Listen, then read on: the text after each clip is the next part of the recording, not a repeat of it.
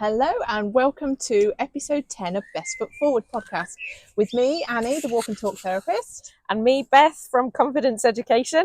We're having a bit of a giggle today because we're sat somewhere differently, aren't we? Yes. We are sat in Beth's garden.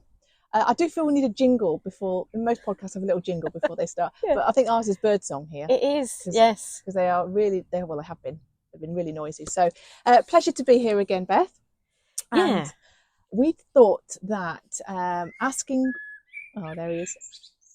for help is a really interesting topic that anybody at some point in their life could relate to.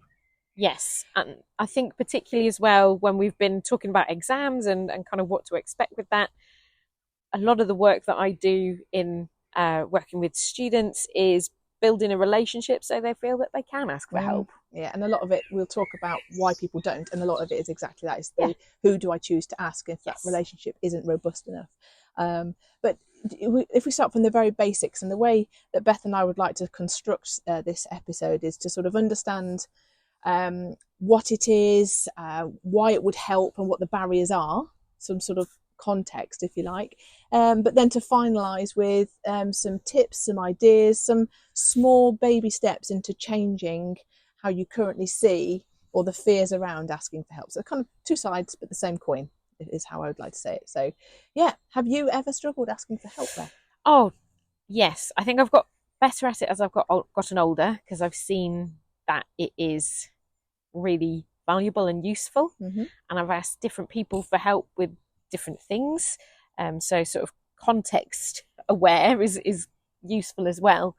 I didn't ask for help when I was a teenager, and I would say particularly when it came to studying. I've said before about how poorly I used to revise, and using this sort of like over preparation as a comfort blanket, which I realise now looking back I didn't see it at the time. And if I'm honest, I was a high achiever at school. I did well. And then when I started to find things difficult, and my grades went down and my stress levels went up and I was really quite unhappy, I didn't ask for help. I just kept it to myself. I think I felt quite ashamed, and I thought it was a problem with me. Yeah. And that's why I chose not to. And so if I'm honest, it just kind of went spiraling downward a bit. I'm laughing about it now. It's great hindsight and all that, isn't it? I bet someone listening would say that's exactly the way they would feel. And when we look in a minute about what are the barriers to asking for help, that would be one, which is I'm the one that's the problem, or I'm not clever enough to do it, or it's the problems within me, and it's not that. And I think because things were okay before and suddenly they weren't, and I was finding things much trickier, I didn't think people would understand. And I think as well, it's generally on the outside I come across as sort of a chatty, quite humorous person, hopefully.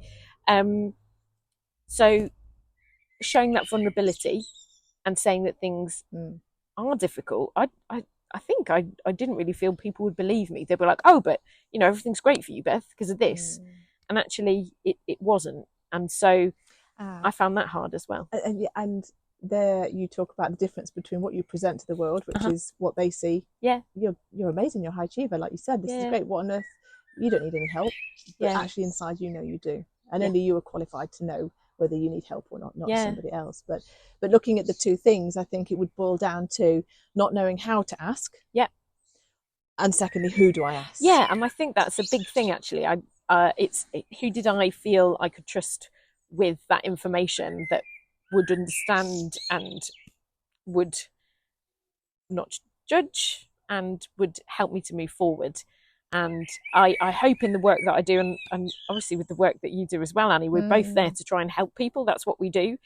And so I would hope that I now am that person that people can go to when they are finding things difficult.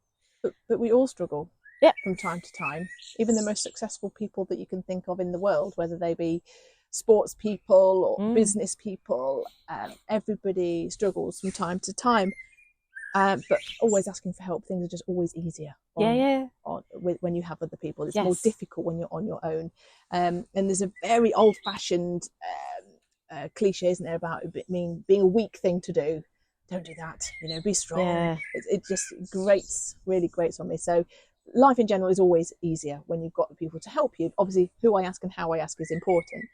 And I've got a statistic that I found when I was preparing for this, which was 7 out of 10 teenagers say that they are stressed. So 7 out of 10 say they're stressed, but only 30% of them would ask for help. I think that's so interesting. Does it match up with the age group that you work with? Yeah, I think so. I think particularly image has got something to do with this. I think, and I don't want to stereotype here, but often the boys that I work with do find it more difficult. There's sort of more of a front. It takes a while to kind of get through to the sort of that more vulnerable kind of the side that isn't an image. It isn't always the case. As I said, I'm not trying to stereotype there, but I think there is a pressure to act one way. Yes. And to be tough and strong and not care. And I think that's where I come across it the most. With boys, I mean? Oh. With anybody, is where perhaps they aren't doing as well as they were hoping, and they do face challenges and barriers to their learning. And rather than asking for help and kind of being open and realistic, actually, a barrier comes down, and it's either a joke or there can be some bad behaviours, some acting out, because actually it's much easier to do that than it is to say, look, I'm really struggling. It's a deflection. It is a deflection, and it's not just with me. Often I see this with behaviours in the classroom, like that. I find out, such and such has been removed. Why? Because I did this, this, and this, and actually that's because they were finding reading the article difficult, and there weren't the right adaptations in the classroom. There wasn't the right support there. That's and understanding. A real shame, then. So yes. That child would have taken away the message that there was a problem, and definitely don't ask for help because yes. you get removed. Yes, and so their behaviour is often a reflection of the fact that they cannot access the thing that they're being asked to access. Yeah, I see that. And then it spirals downward then, because that's the behaviour that gets associated with that student. Yeah. And unfortunately, it's where reputations kind of form. And then it's hard to rebuild relationships with those teachers that perhaps don't understand what it is that the student's doing. I can take that outside of the classroom as well. If you think about in sports settings, yeah, so whether that be football, swimming, hockey, if there's an individual who wants to improve but doesn't know how to improve, you've now got this gap, haven't you? Of, well, I want to be better than this, or I want to get into a certain team or a club, but how do I do it? Yeah. It makes great sense in our wiser, older years that you and I are, Beth, to say to the coach, can you tell me what I need to do? Yeah.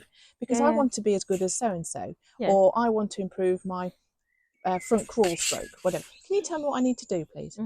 But that's quite a big step. It is. And something that we learn to do. And the most typical topics, I would say, in terms of asking for help for this particular theme of podcast, would be asking for help around schoolwork, which you've just echoed with what you've just said there. Asking for help around any conflict situations, some friendship. I've got friendship problems, maybe people have been unkind to me, but I don't quite know what to do about it. I'd best do nothing. That seems like a good thing, is probably what a lot would say. And the third one is poor mental health or poor low mood. So feeling a certain way because things happen outside of school, outside of academic world, such as at home. Things might be very difficult at home, and that's affecting a young person's mental health, or they are low mood, or they're feeling very different but definitely not happy.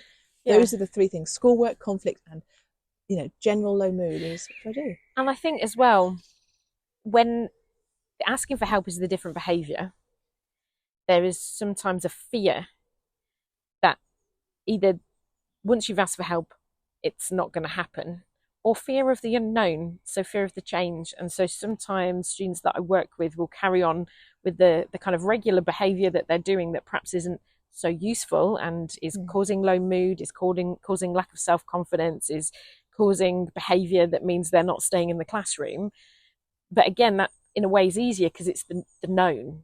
The unknown is making that change. You always know what you're going to get, even if it's bad. At least you can prepare for that. Exactly. And this is adults as well. It's true. We're talking about this sort of particular GCSE A-level young person group, but as adults, it's why sometimes adults choose poor partners time and time again, because I know how it feels to be mistreated, or I know they might say to me, I know how it feels for someone to be unfaithful to me over and over again, but at least I know what I'm getting. Yeah. And actually to have somebody that's very different feels a bit foreign and a bit scary, but a bit off track, but very similar thing. But let's talk about that then. The common, if we were to draw up a list then of all the reasons why somebody wouldn't, just so that we can really demonstrate that we know what it feels like to have this isn't an easy switch that you just flick and go, oh, just go and ask for help. It's dead easy. It isn't easy, actually, which is why we've done a podcast on it, an episode on it. You've already hit on one, which is judgment. Yeah, absolutely. What will people think of me? Yeah. Maybe they'll think that I'm not so clever or not so able as they think I am. Yeah. So I don't want to do that. What if I've spent several years at school showing that I don't care about what grades I get, and actually I do, and that's a change in image. And you know, it's not cool sometimes. I'm sure there's another word for it now. Sorry, so showing my age, but I get it. To, you know, be ambitious and to want to achieve goals. Again, it's easier to kind of step back into that image that you've had for a while. Right, we're going back to comfort zones, aren't we? Exactly. Yeah. But also, what if we haven't had any role modelling around us? So if we haven't seen other adults ask for help, or if I turn that on its head and we've seen people ask for help where it's gone disastrously wrong, we learn.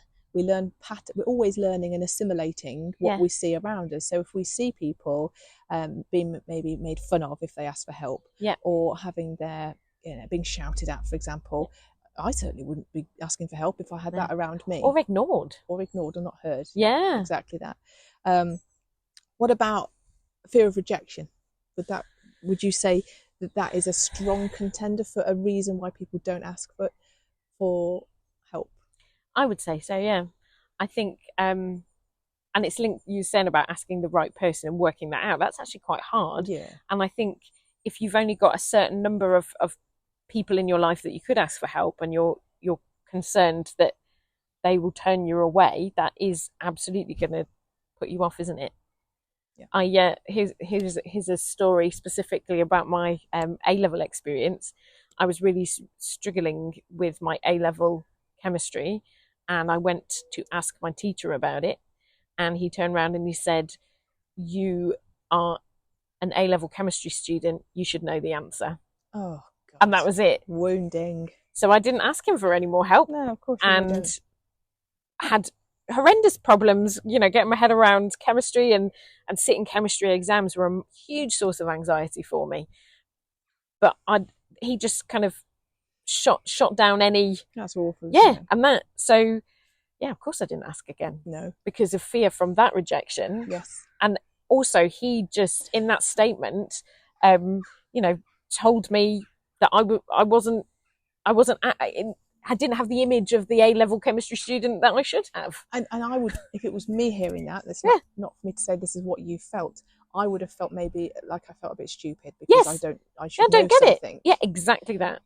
Yeah. So because I think, and it's hard to recall how you asked it, but there's some real interesting and powerful ways that we ask for help that might land a bit differently. But what a horrible. Yeah. But that stuck with you. Yeah. Not that you're very old, but it stuck with you. Yeah, absolutely. And I think in terms of how I work with people, I want to be the exact opposite of that. Yeah. Because that's awful. And it is awful. Had a much bigger impact to him. He probably didn't even remember it 10 minutes later about what he'd said, but it had a huge lasting impact to my experience. And no one can take that off you. No. Who knows what was going on for him? He might have been in a rush. He might not have known the answer himself. Yeah. Yeah, exactly. You're the person that's received that. And along with that is, I think, another reason why people don't ask is, I'm not sure of the consequence here. Yeah. So if we talk about those top three about asking for help around schoolwork, conflict, or mental health, take conflict. Maybe it's a school, maybe I'm being bullied, maybe someone's giving me a hard time. If I ask for help, what's going to happen? Yeah. Is my situation going to get worse? A really valid reason for thinking, who do I ask for this help from? Yeah. We'd always say, wouldn't we, go to a trusted adult, which we would hope typically would be a parent or primary caregiver, but we're not always. Yeah. We don't always have those choices with that. But also, what about losing control? So if I ask somebody for some help, I then lose control of the problem. I put in inverted brackets. I hand the problem over because I've asked you for some help. Who knows? You know, in the academic environment you're saying there, that tutor, professor, what would you call it? He was a teacher. Teacher may go to other teachers and say things or twist what you've said, and then you've lost control of your dilemma, your original dilemma. So I also think when we do ask for help, I would really advocate that we think through who and how. Yeah. But fully understand all of those reasons. Can I just pick up on a word you said there, just to distinguish the difference between a worry and anxiety? Yeah. Because I think they both mean different things, and therefore how we ask for help or not. Yeah. A worry would be something that is about a specific thing. So I'm worried about, it might be, I'm worried about a job interview, or I'm worried about going to a family barbecue, because it's a specific thing that is a worry. When we open it up and we say, I feel anxious about something, it widens it to become more theme based. So people might say, I'm anxious about social environments. Yeah. So that then widens it a little bit wider, widens it. Or I am anxious about all things related to chemistry. So it's not just chemistry exam or chemistry lesson or chemistry something else. It's a theme, and it puts it into like a cluster. Yeah.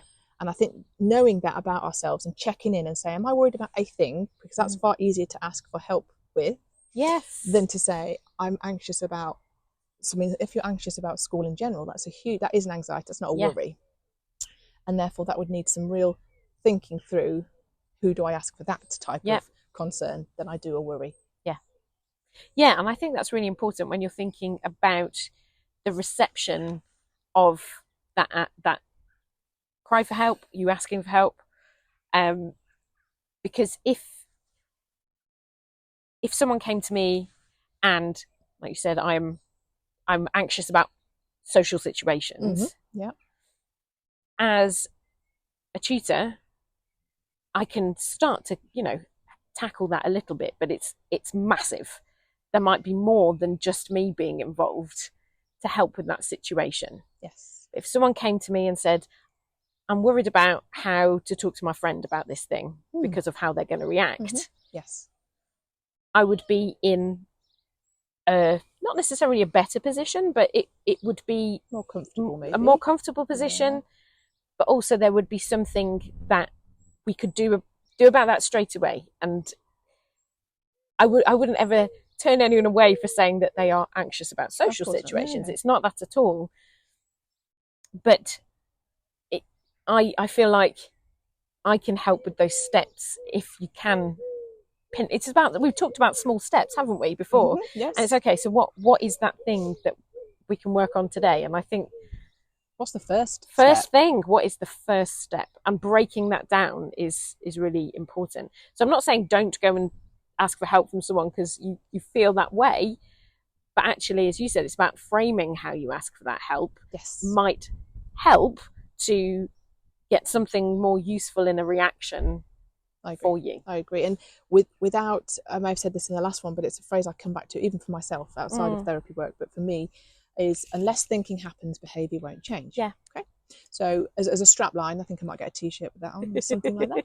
It's just a good reminder that things don't just happen. You've got to do something different, think something different.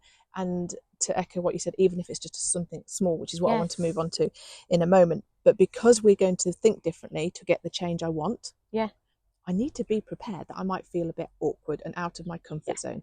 Because living in my comfort zone, even if it is with an unhealthy partner, whether it's with an overload of schoolwork, it's not good for us. Yes, it's comfortable, I get that, but it's never going to be good for us. So just a little thing to think about there. So if we're going to break down those barriers, is there anything that you would offer from your wise wisdom of so many years on the planet that you think actually that is a really good thing that I would suggest to a young person if they came to you and say, what's the first step then that I would consider before asking for help?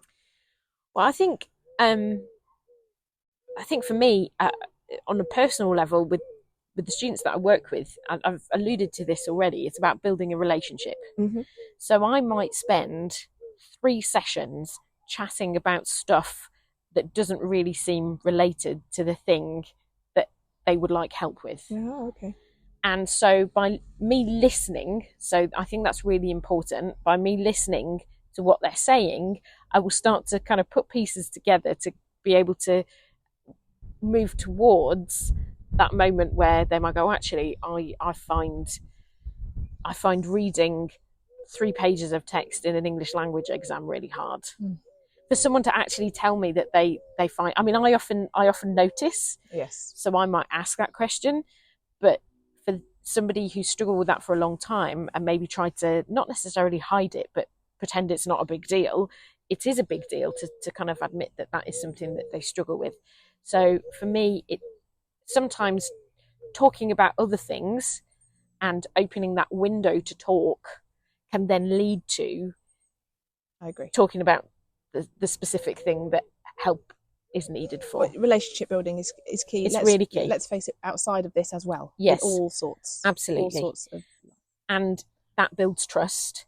And so hopefully those people who want to talk to me about the things that they find challenging trust me with that information. So even if I can't personally help them with it, I can then signpost, recommend, talk to other people, other ways that they could seek help. But don't discount just the act of them sharing. Exactly. Is a lighter load for them. It's really important. So it's that I think for me is really key. And I think so even if you don't know immediately how to help someone, either going away and finding out, or supporting them to find out, doing it together. So that comes to my kind of career path work that I've done with university applications and apprenticeships. I've had students come into the room and been totally blasé about not wanting to go to university, and then actually you get chatting to them and they don't even know where to start. So I can't tell them. The help I give them isn't going, oh, well, you need to go to the University of Edinburgh to study history. That isn't it at all. But I'm a starting point, and I can show them where to go and look and sit and do it with them to help them to make that decision. So I suppose the other part of this is being honest about the help that you can give, not being afraid to say, actually, I don't know about this, but this person does, or let's go and find out together. I think that's really important as well. And that's still about trust, because then you're not kind of blagging that you know what you're talking about. No. Because actually, if somebody has opened up to you about asking for help and it's a really big deal, for you then to pretend that you know when you don't, dangerous. It's dangerous. It's exactly slope. that. It's a slippery slope. And I think the way that people ask people like yourself for help is important. So the contrasting sentences, if you imagine, I'll imagine this because this is actually, I don't need to imagine it because maths is my nemesis. I'm not very comfortable with it. It's my area to grow in my confidence. But if I was to need help, if I was to say, I don't get this maths, I never have and I never will, I can't do it, I am actually asking for help, but I haven't said it, have I? No. Versus a different sentence which starts with how I feel is a really good opener. So I feel really overwhelmed with this maths. I felt overwhelmed the first time it was explained, and I still feel overwhelmed. Can you help me with it? It's the same dilemma, but I've just asked for help in a very different way. And I would always, sort of steer people to start sentences with, I feel like this when, or I feel like this when you say that, or I feel like this when you do that, because nobody can disqualify how I feel. And I think it's really interesting when you said that to me, the I can't bit, that's putting a barrier down. Yeah, and it's a belief of my own. And it's I can't. And so no matter if I go, oh, but you can, you've already said you can't. So it's going to be far more difficult for you to open that door, to be curious, to see if you could. It is. With the right help. It is. But I didn't even say, can you help me? No. I almost had a grown-up tantrum. Didn't I? I can't do it. I can't do it. Yeah. But to say I feel overwhelmed, the person that I've chosen, hopefully, to hear that, their antennae should wake up and go, oh, this person isn't feeling comfortable, because overwhelmed is certainly not in the comfortable category. And they need some time, because the difference with the two. But I think how we ask for help is important. So let's remind ourselves, the environment is important. So who I choose and where I choose to do it, in terms of public place or around people that are part of the problem, wouldn't be a great place to start. Considering who can I absolutely trust with this? When's a good time to ask? What time of the day is better? Morning, night, everybody has their best time. In a car, or walking, all those different times is a good thing to think about. But to normalise that every successful person, which I said at the start, will have needed help from somebody at some point. Yeah. Let's just remember that. Ooh, I've just thought of something as well. All these, go on. No, it's to do with the closing off. Sorry that I've stopped you mid-flow there, but I was also thinking in terms of someone who is hopefully going to give help, something that I made sure I did. So sometimes a kid would come to me, and I'm walking towards a lesson and I'm just about to teach. That is not a moment that I could stop to help that person. Yeah. And a very realistic moment. Yes. But I would say it's okay to acknowledge in that moment that I couldn't help them because I was going to a class, but to say, gosh, it's really important to me that you come and talk to me. Yes. I'm free at this time. Correct. Come to my office. Yeah, keep the door open. Keep the door open. And I just thought, actually, that's really important, isn't it? And so if that person isn't able to do it in that very second, it's okay to say, okay, well, when can I come and see you? And I want to make the point that if someone can't help you, it's not a personal thing. Yes. It's not personal. It doesn't mean you should stop. Go, oh, I won't ask for help ever again. If somebody's either, as you say, at that moment isn't quite right, or actually they can't help you, or they show a side of themselves to you which was a bit of a disappointment, don't give up. Please try and, I would say, keep trying to ask for help. It can be very empowering, can't it? To ask for help, because at that point we may feel a sense of out of controlness. Is that actually a word? It is now. It is now. Out of control. You might have a sense of feeling out of control because either work has got too much or friendships have got too big now. Maybe the hostility's got too grand, and I really am suffocating or drowning in what all my options are. Yeah. So I'm out of control. To ask can really empower us to say, okay, I've taken a little bit of control back. It's not sorted by all means, but I've started to have a conversation that's different to how it was when I woke up every day and I knew that I was going to have these horrible feelings day after day after day. And to go back to what you were saying before, for someone just to say it is the first good feeling. Yeah. But how can we thrive if we intend to struggle all the way through? Yeah. And it is a life skill. It's a sign of maturity to ask for help. There's nobody on this planet who hasn't asked for help. Yeah. And isn't it also useful to talk to someone because they may also be able to offer a different perspective? Yes. So you might see something one way. Yeah. And actually you might not see positives in things that are there, a way forward that is actually visible and there for you to take. You might not be able to see it because you're feeling overwhelmed. Yeah. And so that different perspective can not necessarily take the issue away, but help you to handle, cope, deal with it in a different way. And moving anything away from being one-dimensional is helpful. That's very much what therapy work is that I work with, because by the time I meet people, there has been a sort of a one-way of thinking. Yeah. And we open it up and look at different ways. And could it be different? Yeah.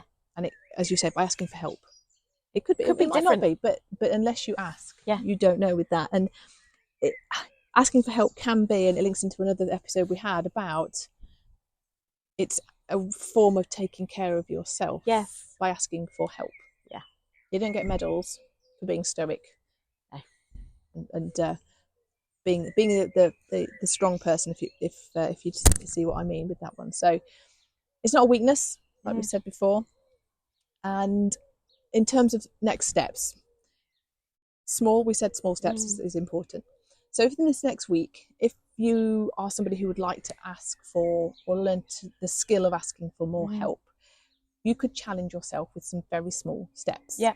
And it could be as simple as asking for someone to help you carry something, or help you with the shopping, or helping to with the cooking. Could you chop that up while I chop this up?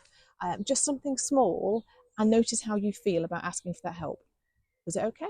Mm-hmm. Did you feel all the things you expected to feel? Oh, I can't do that, they'll think I'm this. Or did you feel actually no one batted an eyelid that I asked for some help with that? It could be a text. Do I ask for help over text this week? Just one small step of, you might text somebody to say, I need to have a chat. I felt a bit down today. Just see what happens. but it's not personal if the response isn't how you expected it to be. Yeah. Try somebody else. And asking for help, I would say, in summary, is a strength of knowing your abilities, Yes. not struggling. We all have a limit to everything we're able to do. Mm-hmm. Yeah. So I think that's an important thing to think. Yeah, absolutely. And it helps you grow. It really does. And I've seen with students who have talked to me about what they find difficult, they might not specifically ask for help, but that's what they're doing. Mm-hmm. We have overcome those challenges together. For example, some students that I work with find handwriting very difficult. Okay. And no one's ever really said anything at school about it. I've noticed that they hate writing in English, history, geography, anything where there's a lot of writing. And I've encouraged them to ask for a laptop at school. That's happened, and suddenly they're writing a lot more. And it's one of those that it's like, oh, well, that's kind of obvious. But to admit that you find writing hard in itself was a really difficult thing to do. Yeah. But because we talked about it and then action was taken, suddenly their lives have opened up. Yeah, that's great. And so you're obviously a good person to open it with no judgment, no embarrassment. Yeah. Yeah, that's good for both. Win-win. Yeah, absolutely. A win. No, that's been good. Thank you. Really interesting, Yeah. Annie. And it's something you said earlier, actually, you know, this isn't just about kids sitting exams. This is about life and adulthood and everything that comes with it. And it's a skill to develop over years. It is. You can see adults either living together or in a work situation where maybe the jobs are divided unfairly, and why is nobody asking for help? Yeah. What is all that about? So have a think through that. And then our next episode 11. Can't believe this. It's amazing. I'm excited about this one. This one is about, or looking into, friendships. So as the summer approaches, there can be, I hear some conversations, and I think you do as well, Beth, about it will change. My friendships will change as we either leave school or move into different academic settings, or not even go to academic settings and go into work. How do I keep those friends? How do I keep them close? Or how do I accept, which is more where I'm erring into, that the friendship is going to change. It won't be different. It won't be bad, but it will be different. It's still going to be good. So we're going to look at friendships, keeping friends, moving, evolving with friends, choosing the right friends as well. So as a big banner, let's just call it friendships and all the important things underneath it. So that's our next episode, which is 11. But thank you for that. Let's go and ask for some help. Yeah. Thank you, Annie. Okay, bye. Bye.